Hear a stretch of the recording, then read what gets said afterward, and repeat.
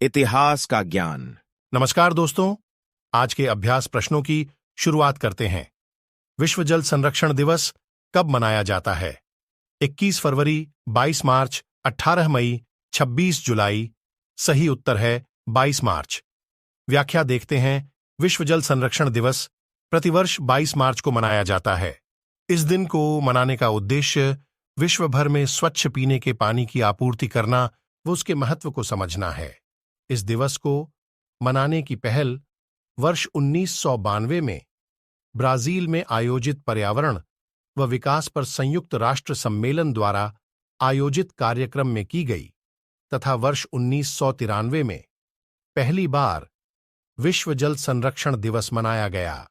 2023 की थीम जल और स्वच्छता, संकट को हल करने के लिए परिवर्तन में तेजी लाना। अगला प्रश्न देखते हैं। रेड क्रॉस का मुख्यालय कहाँ स्थित है?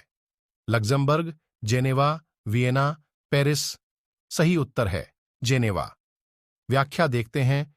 रेड क्रॉस का मुख्यालय जेनेवा, स्विट्जरलैंड में स्थित है।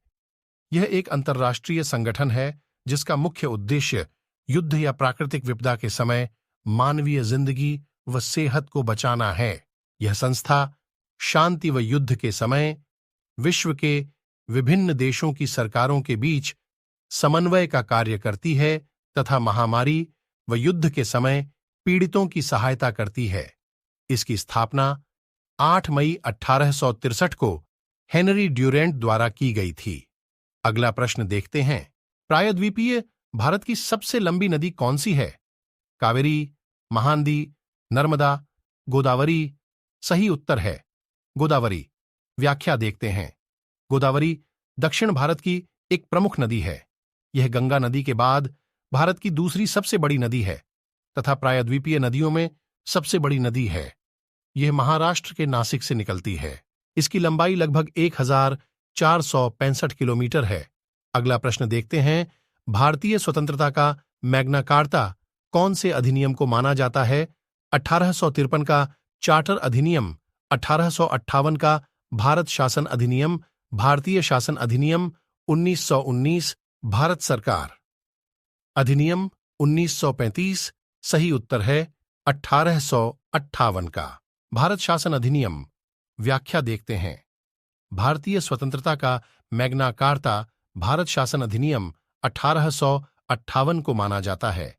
इस अधिनियम के तहत भारत का शासन ईस्ट इंडिया कंपनी से लेकर ब्रिटिश क्राउन के हाथों सौंपा गया तथा भारत में मंत्री पद की व्यवस्था की गई। इसके तहत भारत में शासन संचालन के लिए ब्रिटिश मंत्रिमंडल में एक सदस्य के रूप में भारत के राज्य सचिव की नियुक्ति की गई। वह अपने कार्यों के लिए ब्रिटिश संसद के प्रति उत्तरदायी होता था। भारत के गवर्नर जनरल का नाम बदलकर वायसराय कर दिया गया। इस डायरेक्टर्स तथा बोर्ड ऑफ कंट्रोल को समाप्त कर दिया गया। अगला प्रश्न देखते हैं।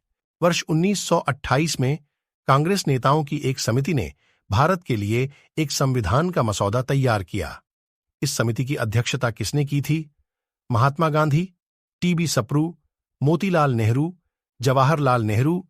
सही उत्तर है मोतीलाल नेहरू। व्याख्या देखते हैं। वर्ष 1928 में कांग्रेस नेताओं की एक समिति ने भारत के लिए एक संविधान का मसौदा तैयार किया। इस समिति की अध्यक्षता मोतीलाल नेहरू ने की थी। इस समिति के प्रमुख सदस्य सर अली इमाम, तेज बहादुर सप्रू, मंगल सिंह, सुभाष चंद्र बोस व एनएम जोशी थे।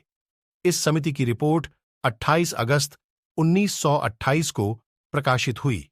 इसमें डोमिनियन स्टेट्स, केंद्र में द्विसदनात्मक व्यवस्था व प्रांतीय स्वायत्तता को स्वीकृति प्रदान की गई। अगला प्रश्न देखते हैं। भारत में वैदिक सभ्यता किस नदी के किनारे विकसित हुई थी? तापी, गोदावरी, नर्मदा, सरस्वती। सही उत्तर है सरस्वती। व्याख्या देखते हैं। भारत में वैदिक सभ्यता सरस्वती नदी के किनारे विकसित हुई थी। वैदिक सभ्यता की जानकारी हमें मुख्यतः वेदों से प्राप्त होती है, जिसमें आर्यवेद सर्वप्राचीन होने के कारण सर्वाधिक महत्वपूर्ण है।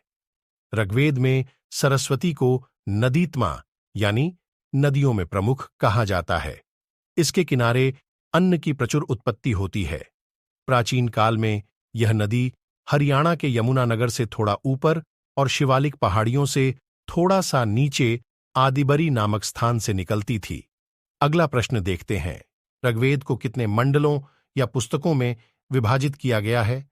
10, 12, 5, 7। सही उत्तर है 10। व्याख्या देखते हैं। चारों वेदों में सबसे पुराना वेद ऋग्वेद है, जिसमें कुल 1028 सूक्त, 10,580 आर्चाएं तथा 10 मंडल हैं, जिसके तीसरे मंडल में विश्वामित्र द्वारा रचित गायत्री मंत्र, 7वें मंडल में देवता सोम एवं 10वें मंडल में चातुष्वरणी या समाज का उल्लेख है। ऋग्वेद के पाठकर्ता को होत्री कहा जाता था।